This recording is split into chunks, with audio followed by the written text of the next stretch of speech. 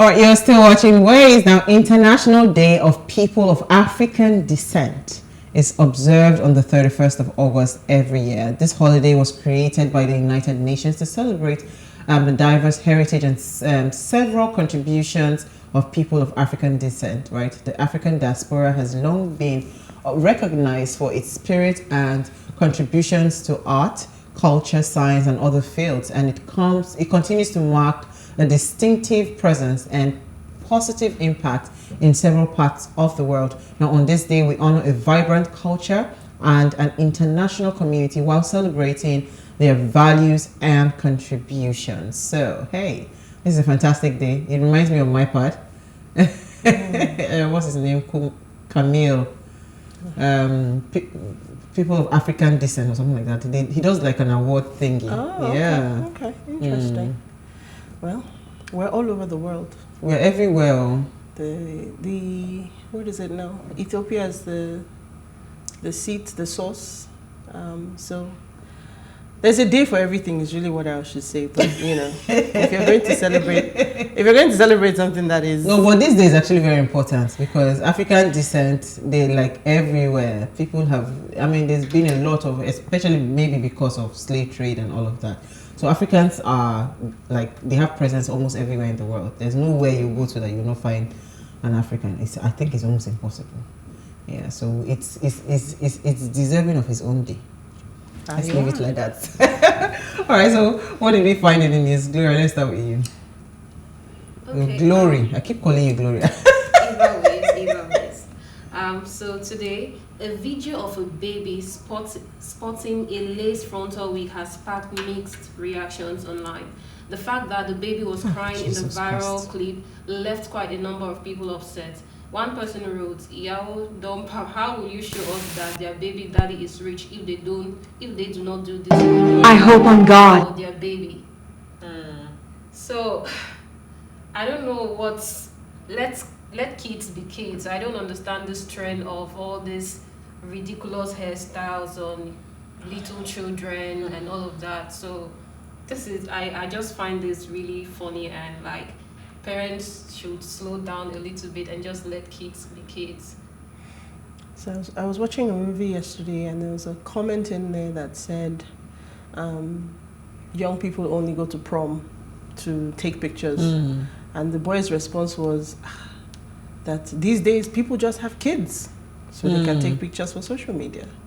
I mean, it's ridiculous, right? The extent that people are going today, the things that people are sharing on social media, it just speaks to the quality of people that are having kids today. A couple of years ago, maybe 10, 20 years ago, we were talking about children having children, but today it's just a lack of common sense. You know, because, I mean, just to even add a bit, because I talked about bleaching the skin of a child.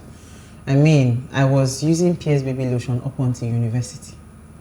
Like, I technically switched to another moisturizer in university, right? So even now, even just adding to this video, this is actually worrisome. Yeah. Because babies are actually born with one of the most beautiful hairs. Yeah. You know, so even for the babies that don't really have all the curly thing, right? If you give it time, you know, so why would you do this to your child? Like, it doesn't make any sense. This thing, I tried that, you know, I fixed it one time. The kind of itchiness, like it will be like I have lice in my head, you know? And you not put this on a toddler. In fact, that's not a toddler. It's a baby. That's a baby. It's almost like it's happening a lot these days where, you know, parents will just want their children trend online and they're just doing all these ridiculous styles on children's hair. That's crazy. That's crazy. I think I'll just end with, let me channel Issy. This is what you get also when you lack a lot of education. Yes, yeah.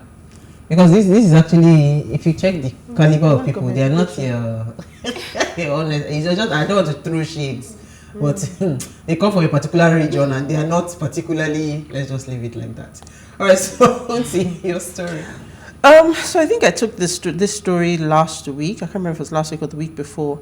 But this headline reads, why we awarded multi-billion Naira pipeline protection contract to Tompolo. So this is the NNPC now providing clarification amid reports that the 48 billion naira, so it's a 4 billion naira a month contract that has been awarded to the former leader of MEND, that's the Movement for the Emancipation of Niger Delta, Tompolo, who's of course known as Tompolo. Yeah. They're defending it, saying it's the right decision, but they've also tried to distance themselves from the man himself, saying that it's not a direct contract with him, but that it's a company, it's a private security contractor company who puts in a bid for the contract and was awarded the contract. So it's a private company that's linked to him. And we're seeing, or the story is reporting that, of course, local militia and other local groups are angry that they were cut out of such a juicy deal, as the story puts it. So what I found interesting in the story was the fact that the story was alluding to the fact that our security agencies are part of the process. So essentially what we're saying is that our security infrastructure today in Nigeria, they're doing their part, but clearly their part is not enough to secure the entire pipeline, to which it is then costing the country 48 billion naira to hire a contractor. I wonder what the impact of such funds would be if they were put into our security agencies without, the risk of all that money going astray with corruption. So just some food for thought. It's a good food for thought, honestly. So Emirates, there are strong indications that Emirates would resume operations in Nigeria from tomorrow. Yeah, from tomorrow, because they had put out a communique. We took the story, so that this is just a follow-up. We took a story that they were suspending all flights from Nigeria because they were not able to repatriate. I think it was about 85. $85 million. Yes, $85 million of their funds. They were not able to repatriate that. So because ticket sales proceeds that they had gotten from ticket sales. And so they had put a hold that coming from 1st of September, they were not going to be flying to Nigeria. So, but now there are strong indications that they would resume flights.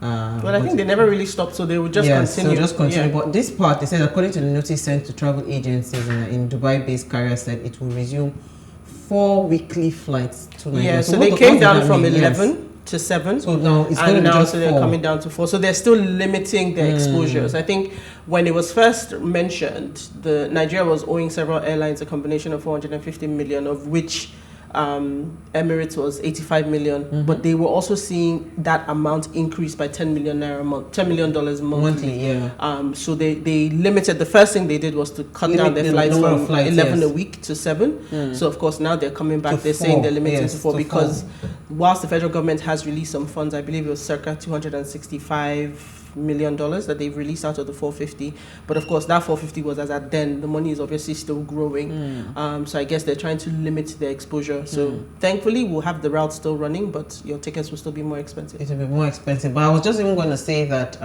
because part of what I sat with a lawyer, and he actually broke the legal implications of fund repatriation, right? So we'll be having him. I think probably next.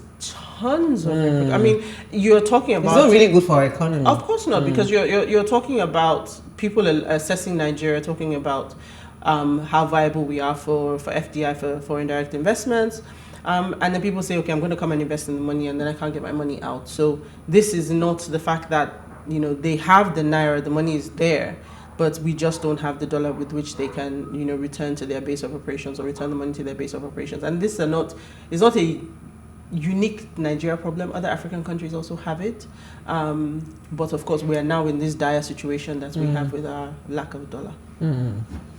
All right, so on that note, we'll take a break. When we come back from the break, let's discuss passion to profit. Stay with us.